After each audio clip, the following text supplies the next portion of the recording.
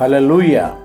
Jesus కరుణా ministries ద్వారా మీకు శుభములు కలుగునుగాక. ప్రభునందు దేవుని బిడ్డలారా, మనకు ఎవరైనా చిన్న సహాయం చేసినా, చిన్న పెన్ ఇచ్చినా మనం ఏం చేస్తామండి? కృతజ్ఞత కలిగి థ్యాంక్స్ చెప్తాం. మరి నేటి దినాల్లో చాలామందిలో ఈ కృతజ్ఞత అనేది కనపడటం లేదండి. కారణం స్వార్థం అండి. అవసరం ఉన్నంత వరకు వెంట తిరుగుతారండి. అవసరం తీరిపోయిన తర్వాత కృతజ్ఞత లేని వారిగా చాలామంది ప్రవర్తిస్తున్నారు. నేడు మన తల్లి తండ్రి కూడా మనల్ని ఎంతగానో ప్రేమిస్తూ ఆదరిస్తూ వారు మనల్ని కన్నది మొదలుకొని ఎన్నో మనకు సేవలు చేశారండి. అయితే తల్లిదండ్రుల పట్ల మన కృతజ్ఞత ఎలా ఉందండి? అత్తమామల పట్ల మన కృతజ్ఞత ఎలా ఉందండి? వారు పెద్దవారండి, మనకు ఎన్నో సేవలు చేశారు. ఈ రోజున ఈ స్థాయిలో ఉన్నామంటే ఆ తల్లిదండ్రులు చేసినటువంటి సేవలు, వారు మనకు చేసినటువంటి మేలులే. వారి ఆరోగ్యాన్ని కాదనుకొని, వారి అవసరతలు కాదనుకొని మనల్ని ఎంతగానో పెంచి పెద్ద చేసి వారు మనకు ఉద్యోగాలను ఇప్పించి చదువులు చెప్పించి అన్నీ చేసి ఉన్నారు. అయితే వివాహాలు కాగానే వారి పట్ల మనము కృతజ్ఞత లేని వారిగా ఉంటున్నామేమో. తల్లిదండ్రులను ప్రేమిస్తున్నామా? వారి పట్ల కృతజ్ఞత కలిగి ఉంటున్నామా? నేటి దినాలలో కృతజ్ఞత లేని వారిగా తల్లిదండ్రుల ఆస్తులు కావాలి, తల్లిదండ్రుల డబ్బు కావాలి, తల్లిదండ్రుల సమస్తము కావాలి, కానీ వారక్కర్లేదు. ఏంటండి ఇంత స్వార్థం మనుషులలో? ప్రభునందు దేవుని బిడ్డలారా, మనం కృతజ్ఞత కలిగి ఉండాలండి. ఒక పశువులకు, పక్షులకు కృతజ్ఞత ఉందండి. ఆ పక్షులు ఏవి కూడా తమ తల్లిదండ్రులను త్రోసివేయవు, అవి ఆదరిస్తాయండి. కానీ మనమేం చేస్తున్నాం? మన కృతజ్ఞత మన తల్లిదండ్రుల పట్ల కానీ, మన స్నేహితుల పట్ల కానీ మనం ఎలా ఉంటున్నాం? చేసిన మేలులకు మేలు చేసేవారిగా ఉంటున్నామా? లేక మేలుకు బదులు అపకారము, కీడు చేసేవారిగా ఉంటున్నామా? ఒక్కసారి ఆలోచించాలండి. ఆనాడు యేసుక్రీస్తు 10 మంది కుష్ఠరోగులను శుద్ధి చేస్తే ఒక్కరు మాత్రమే వెనక్కి తిరిగి వచ్చి దేవునికి కృతజ్ఞత తెలిపారు, థ్యాంక్స్ చెప్పారు. అయితే మిగిలిన 9 మంది కూడా వారు వెళ్ళిపోయారు కృతజ్ఞత లేని వారిగా. నేడు తల్లిదండ్రులు మన పట్ల చూపిన ప్రేమను బట్టి మనము ఏదైతే ఈ రోజున మన తల్లిదండ్రుల పట్ల, అత్తమామల పట్ల చూపిస్తామో, రేపు మన పిల్లలు కూడా మన పట్ల అలాగే ప్రవర్తిస్తారండి. ప్రభునందు దేవుని బిడ్డలారా, తల్లిదండ్రుల పట్ల మన కృతజ్ఞత చాలా జాగ్రత్తగా ఉండాలండి. నీవు భూమి మీద దీర్ఘాయుష్మంతుడు కావాలంటే నీ తల్లిని తండ్రిని సన్మానించు అనుంది, ప్రేమించు అనుంది. వారిని బయటకు వెళ్ళగొట్టు అని, వారిని అనాథాశ్రమాల్లో చేర్చని, వృద్ధాశ్రమాలకు తరిమివేయమని లేదండి.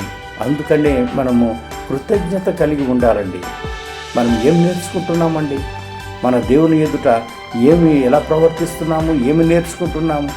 ఒకసారి ఒక ప్రముఖ పెద్ద డాక్టర్, ఆయన విమానానికి వెళ్ళాల్సి ఉంది విదేశాలకు. అయితే ఆ వ్యక్తి విమానం మిస్ అయిపోయింది.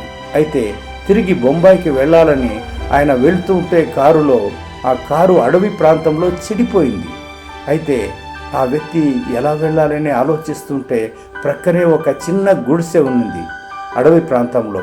ఆయన ఆ గుడిసెలోకి వెళ్ళి వారితో మాట్లాడి, ఇదిగో మా కారు ఇలా చెడిపోయిందండి, నాకు రేపటి వరకు అవకాశం ఇవ్వండి ఇక్కడ ఉండడానికి, నేను రేపు వెళ్ళిపోతానన్నాడు.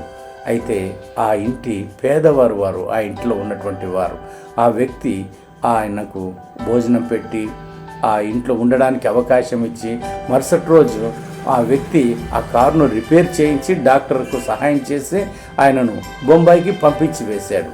అయితే ఆ వ్యక్తి కొన్ని సంవత్సరాల తర్వాత అనారోగ్యానికి గురయ్యాడు. ఈ అడవి ప్రాంతంలో ఉన్నటువంటి ఆ గుడిసెలోని వ్యక్తి, ఆ వ్యక్తిని హాస్పిటల్కి, సిటీకి తీసుకెళ్ళినప్పుడు అక్కడ ఆ ప్రముఖమైనటువంటి డాక్టర్లు చూస్తున్నారు. అయితే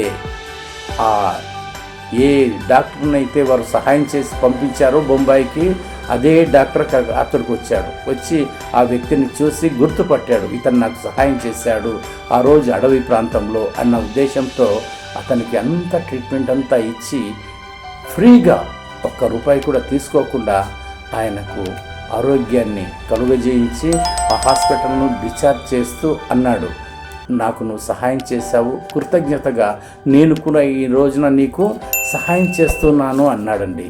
అదండి కృతజ్ఞత అంటే. నేటి దినాల్లో చాలామందిని గమనిస్తూ ఉంటామండి, కృతజ్ఞత లేకుండా ప్రవర్తిస్తున్నారు, మేలులు పొందుతున్నారు, మర్చిపోతున్నారు, కొందరు వారికే కీడు తలపెడుతూ ఉన్నారండి. నేడు మనం ఎలా ఉంటున్నామండి? చేసిన మేలును మర్చిపోతున్నామా? మీకు తెలుసా, కనీసం పక్షులు, కుక్కలు కూడా వాటి పిల్లలను మర్చిపోవండి. వాటికి కృతజ్ఞత అనేది ఉంటుంది. మరి మనమెందుకు అలా లేకపోతున్నాము? దేవుని పట్ల మనకు కృతజ్ఞత ఉండాలండి. మనకు దేవుడు ఈ భూమి మీద ఉండడానికి మనకు జన్మనిప్పించి, మనకు ఆరోగ్యాన్ని ఇచ్చి, ఆయుష్నిచ్చి, ఉద్యోగాలనిచ్చి, వివాహాలు చేసి, ఇన్ని చేస్తే మనము దేవుని పట్ల ఎలా కృతజ్ఞత కలిగి ఉంటున్నామండి? మన కోసం మనం ఎంత దూరమైనా వెళ్తాం, మన కోసం ఏదైనా ఖర్చు పెట్టుకుంటాం, మన కోసం ఏదైనా చేస్తాం, మన పిల్లల కోసం, మన కుటుంబం కోసం ఏదైనా మనం ఖర్చు పెట్టడానికి, ఎంత పనైనా చేయడానికి ఇష్టపడతాం.